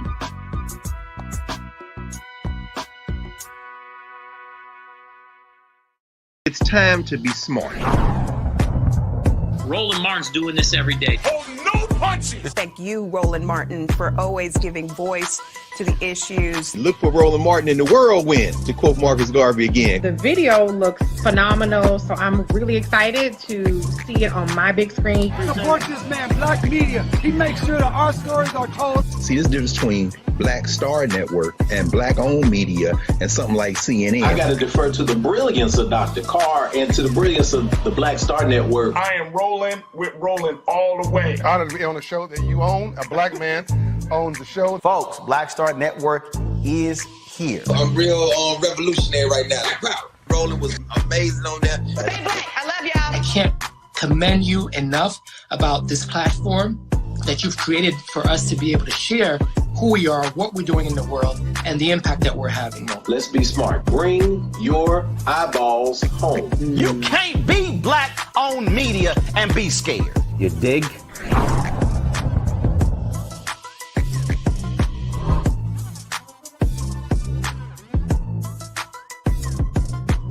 It's time to be smart. When we control our institutions, we win. This is the most important news show on television of any racial background. Y'all put $2, $3, $4, $5, $10, $15, $20, $30 on this and keep this going. What you've done, Roland, since this crisis came out in full bloom. Anybody watching this, tell your friends. Go back and look at the last 2 weeks, especially of Roland Martin Unfiltered. I mean, hell, go back and look at the last 2 days. You've had sitting United States senators today, Klobuchar and Harris. Whatever you have, you can bring to Roland Martin Unfiltered to support it. Please do, because this information may literally save your life. Watch Roland Martin Unfiltered daily at 6 p.m. Eastern on YouTube, Facebook, or Periscope, or go to RolandMartinUnfiltered.com. Support the Roland Martin Unfiltered Daily Digital Show by going to RolandMartinUnfiltered.com. Our goal is to get 20,000 of our fans contributing $50 each for the whole year. You can make this possible. RolandMartinUnfiltered.com.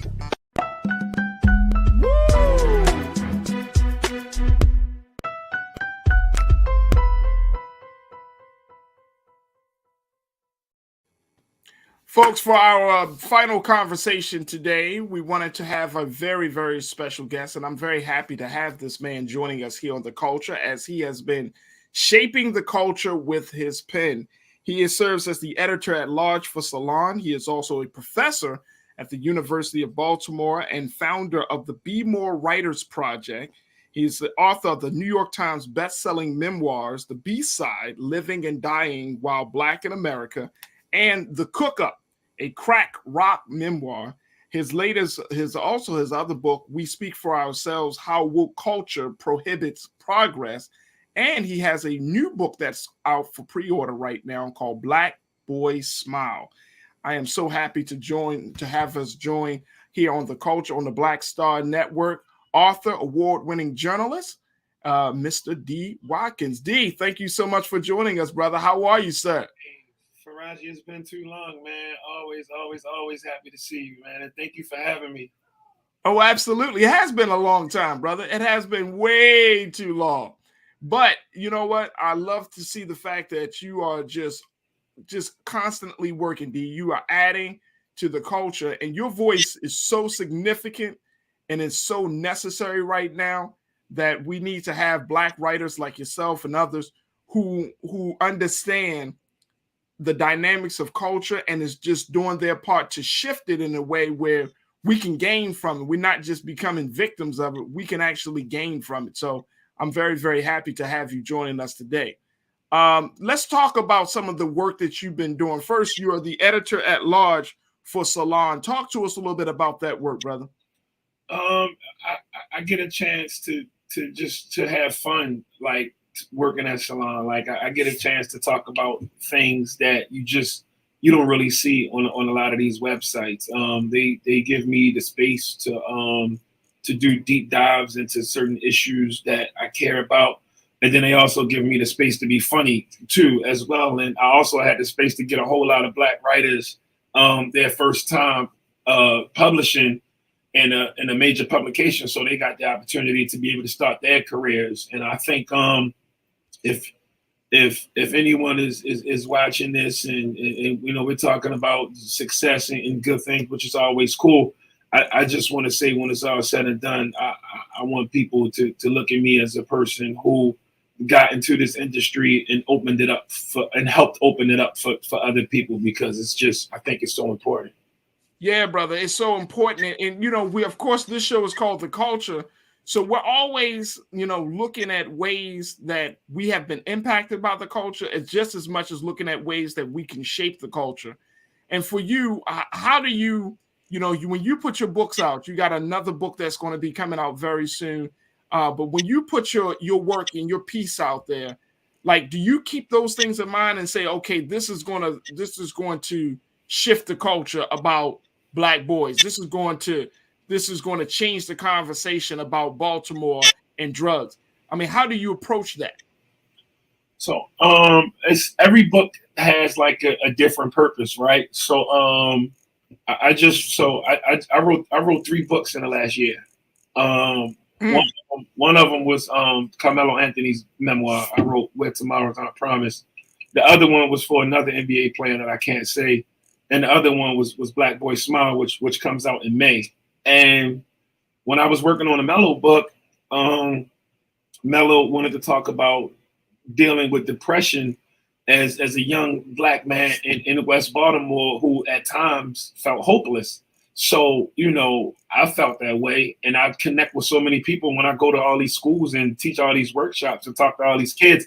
I come across a whole lot of kids when they pass their papers in, or the ones that are, really bold and tell me out loud. A lot of times they feel hopeless. So I wanted to utilize that book to not only tell his story of how it wasn't all sweet before he got to where he was going at, but he learned to trust his journey early on.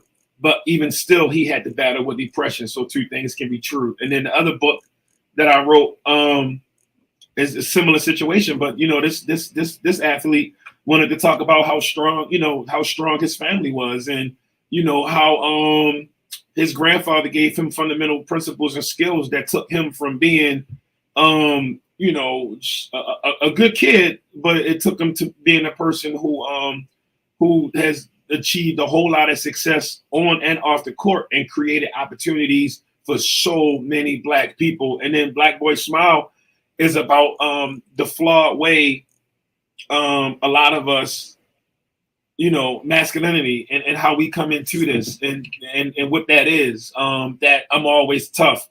I'm always right.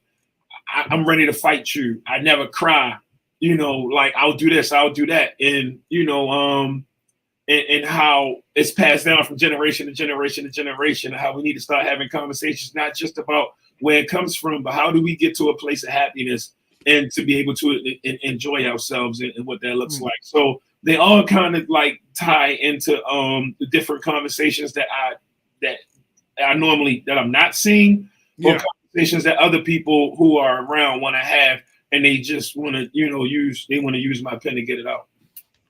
So that is the power that you bring to the world. If you are a superhero, D, that would be your power, brother. Your ability is your power to tell profound stories in such a way that we can relate to it, and then at the same time learn from it. So I think that's big. Now you along with the projects that you're doing, there is, show that book again, because I know. I want to show this. I just wanted to show it because what I'm talking about is like what I'm talking about is this photo. These photos were done by Devin Allen, who's a self-trained Black. Oh, the great Devin Allen. The design is by Makia Hughley, who's a graphic designer, Black woman from West Baltimore. And all of these people were able to get paid by a big publishing company to be able to utilize their art. And in turn, they can take that money to bring up other artists and help. So after my kid did my book, now all the publishing company is saying is, can you do this one? Can you do this one? Can you do that one? Now she's booked, right? Devin Allen been doing this thing with the photos, but it's deep. It's more than just me writing a book. It is how are we not just the content, but how we utilize all of the resources around this thing to elevate. And we got to keep. I'm not gonna say what other people need to do. It's so important to me, and that's just I try to push every artist or every person in a position to do that. Absolutely, absolutely. I want to bring in my culture crew members, Lise Winnie, host of Millennials Anonymous podcast, and my man Jules P, who is a hip hop artist and activist, to be a part of this conversation with D. Watkins. First, Jules, as you're talking to D, what's your question for D. Watkins? I don't even have a question. Mine is more so just a praise to you and your work. That's actually what I think that the city needs as far as positive stories. I always use my personal experiences to teach the students I mentor or the staff that I work with, because I treat them like my staff are young. So I treat them as my mentees as well to give them growth and game and development. And so I try to use my personal experience to give to them as well. And I see the same thing that you're doing with the efforts of your books and how you're utilizing and putting people in place around you. So I just want to commend you for that, because I feel like that needs to be talked about more than just focusing on all the negative crime and all the mishaps and things we have going on in the city. So that's just my perspective I want to give to you. That's what's up. That's what's up. Lise, you have any questions or share any thoughts with D. Watkins? So how important is it for Black people to become the publishers, like in publishing our own stories and narratives? Because when you sometimes go to different outlets, they do have some say-so over what gets put out and what doesn't. How important is that as a Black creator? I think it's very important. And I've had friends that started publishing companies and friends that self-published books. I funded someone's publishing company, so it's like I dibble and dabble in that business.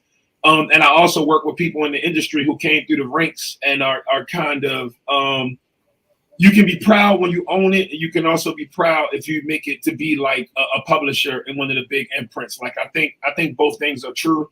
I know for me personally, I'm more effective in trying to connect these worlds and using the vehicles to sell my books as best as possible. But no, I think it's extremely important, because a whole lot of us, like, I'll give you a quick story. When I was trying to sell a cook up, which was what came out as my second book, but I wrote it first. An email came from a publisher to a representative I had that I wasn't supposed to see, and the email was like, "Yo, a guy from." And at the time, I was in between spaces. I was down Latrobe housing projects, and I saw the email. The email said, a guy from East Baltimore writing a book about being from East Baltimore who lives in East Baltimore. He'll die before his pub date. So that's the level of racism you're dealing with, right? And it's crazy because a black woman told me she thought I was too talented to have to fight this hard to get a book deal. So she gave me a book deal and she quit the industry and she left, right? And now and another editor took it over, and another editor took it over, but now she's back as an agent and she's representing. She got I've probably fought like maybe 20 clients over to her, and they rocking and rolling. And the woman who ended up editing my first book she's with Hachette now, but she like runs the whole imprint. So and then I got friends who do their things with the companies that they own. So I think both of those worlds are important. I think a lot of times we try to pit them against each other, but I think we can, like, both things can be true. So do you talking about that level of racism? You talking about that level of pushback from just Black people who are in the industry? These aren't. No, it's Black people. It's Black people in the industry that can't stand me. You know what I'm saying? And I don't even hold nothing against them. Like, I don't really. So it's crazy, Farajii, because I like we've had these conversations year off, and I go through different stuff. Like, I know you go through stuff, and we grow and we grow and we grow. And it's like I'm the most least combative person that anybody's probably ever going to meet right now, because I've just come to the understanding that everybody has a right to live their own reality. And if that is hating a person who's trying to do something positive because it makes you feel better or it makes you feel right, or you are like a victim of that whole self-service bias or whatever you subscribe to, it's fine. I want to eat, and I want other Black people who under normal circumstances, under my circumstances, would have maybe never got a chance to work in television or to publish a book to be able to live that dream. That's all I care about. I don't care about, like, people get up and people be like, what do you think about Baltimore politicians? What do you think about this person, that person? Man, I don't know them people. I don't think about them people. The people who I work are directly, the half of them never voted before. And I'm not even trying to judge them or say nothing negative. I'm saying, like, what is happening on a political level is important, but eating is also important. But living a meaningful life and being able to take care of your family is also important. So a lot of them issues that like live on the internet, they kind of don't make it into the communities. So it's just like, I just want people to eat. You know what I mean? Yeah. And I think that's one of the big challenges that we're currently seeing right now. Let's talk a little bit about this latest project that you're doing with HBO. The project is called We Own This City. It was a book written by Justin Fenton, who is a Baltimore Sun reporter. The book that he wrote was We Own This City, a true story of crime, cops, and corruption. This is, I would say, it's like a series that is going to speak to, I don't know, is it fair to say it picks up where Homicide and The Wire left off? I mean, what is this? It's way different than Homicide and The Wire, because the Homicide is I've never seen Homicide like that. I read the book and it wasn't, I read the book, but I haven't seen the show. The Wire is based on true situations and true stories, and there's even the names of a lot of those people are actual people, like Recipes of Fat Tater, Dante Barksdale, Recipes of Bodie Barksdale, the big homie. So like it's real people caught up in them situations. But this show is probably the closest thing to nonfiction that you are ever going to see on television. When I wrote my episode, I had like 1,000 court docs, like and when you talk about research, like the stuff that people don't see when we do these projects, it's like, so like there's dialect in there from people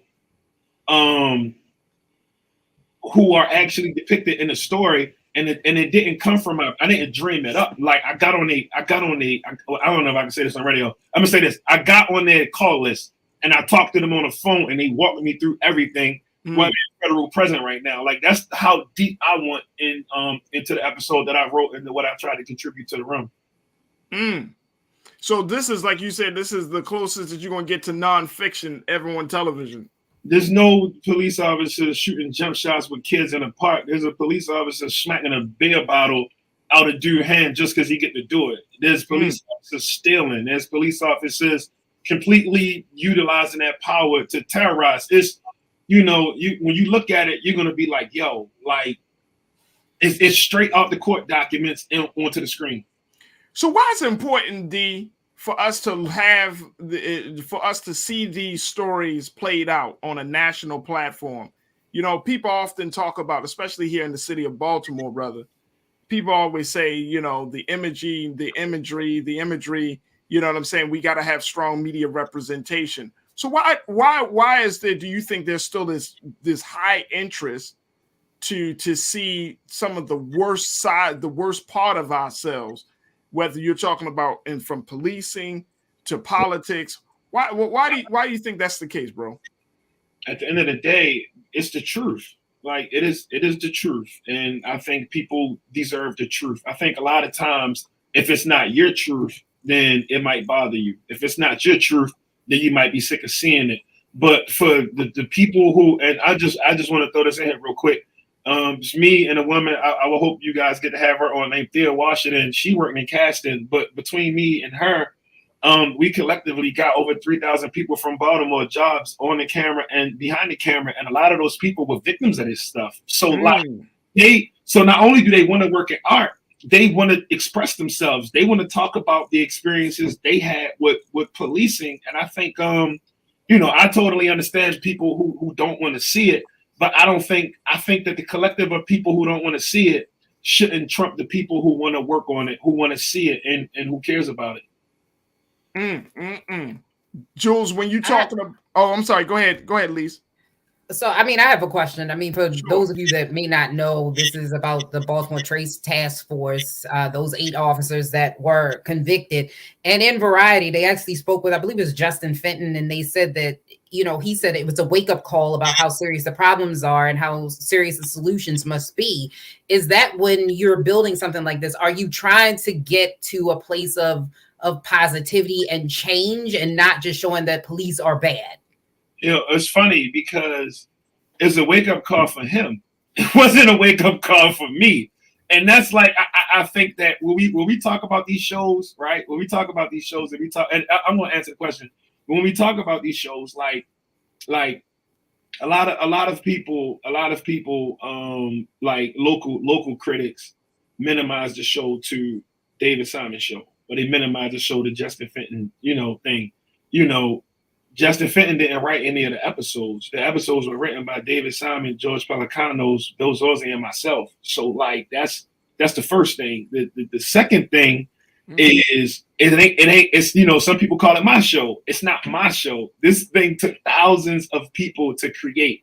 Thousands of people. There's like a Black woman named Debbie from Lafayette Housing Projects who got nominated for an Emmy. She started on the corner and worked on a wire, but she got nominated, I think, for even Watchmen or Lovecraft.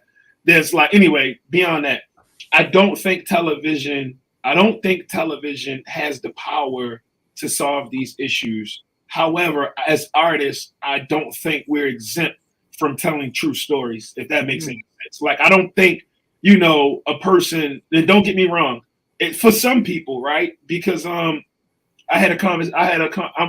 working on this 20-year anniversary wire package for Salon, and I was interviewing Sonia, and me and Sonia worked on a Slow Hustle together that came out on HBO like in December.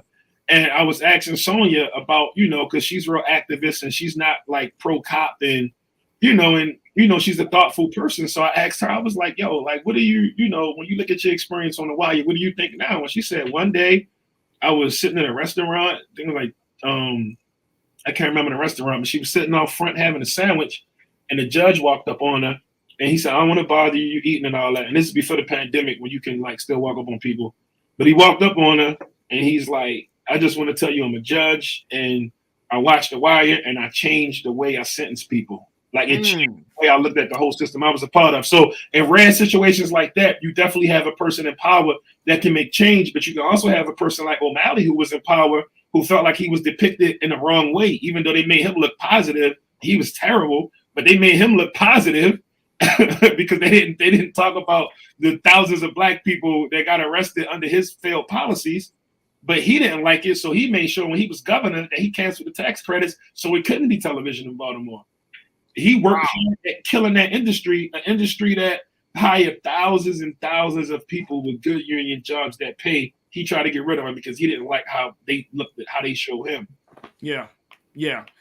Indeed, we got a few moments left, and we're certainly appreciative of your time. But when we're talking about culture, when we're talking about the next generation of Black boys and Black girls who are trying to find their way in a culture of violence and a culture of social media and all of these things, how do they navigate through all of those all of these forces to become authentic, to become contributing members of society? How do they navigate through all of those things to add to the culture instead of letting the culture take away from them?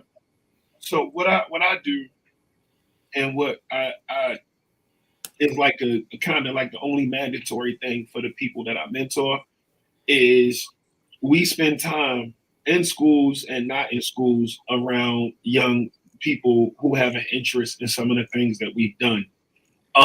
We try our best to make it cool to be smart. We try our best to make it cool to be ambitious. And to be able to, if you want to be a cameraman, then, control the narrative. If you want to write, control the narrative, write your own script. We know what was given to you. We know what's in front of you, but we know what you have the power to do. And when you get there, try to do it for somebody else. Right. And that's kind of like the best thing that I can offer. And that's the main thing I make sure I say. If I'm speaking in front of a bunch of people at some big college in Boston, or if I'm speaking to a youth jail in San Francisco, like I've done over 400 of these things, and I kind of always say the same thing, is be the person that you needed. Connect with that young person, connect with that older person, connect with that person who has an interest in your industry, but they don't have no big homie, no OG, nobody to pull them in. Because that's the main issue. The main issue, and it's not the only issue, but one of the main issues is that a lot of Black people, poor Black people, don't have any connections. You don't have somebody to be like, yo, you can come work here. Yo, my uncle got the tire shop. I can teach you how to change brakes. Yo, my aunt owned a plumbing shop. I can teach you how to do plumbing, whatever. Like, we don't have that. So we have to be those people. We have to have them connections. That's the only way we're going to pull ourselves up out of a lot of the pain that we experience. Not saying capitalism is the answer, but you have to eat. When people don't eat, they do wild stuff. You have to eat. I know that's the truth.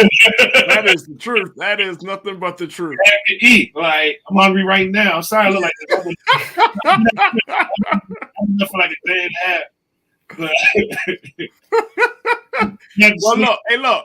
I want you to get home. I want you to get something to eat, get some rest, brother.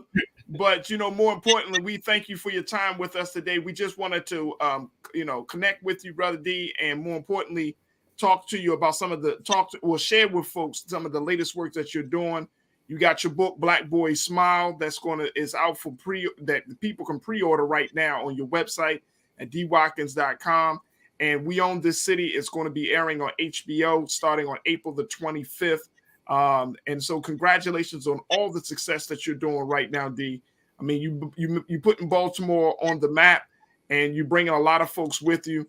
And we couldn't be much more prouder of the work that you're doing, brother. So thank you so much for being so good for the culture, D. Thank you, guys. Anything I can ever do, please let me know. I'm a phone call. I'm going to pull up away. Just let me know. There it is right there. Mr. D. Watkins checking in. All right. Appreciate you, D. Thank you, brother. Man, oh, man. Jules, what you think of that?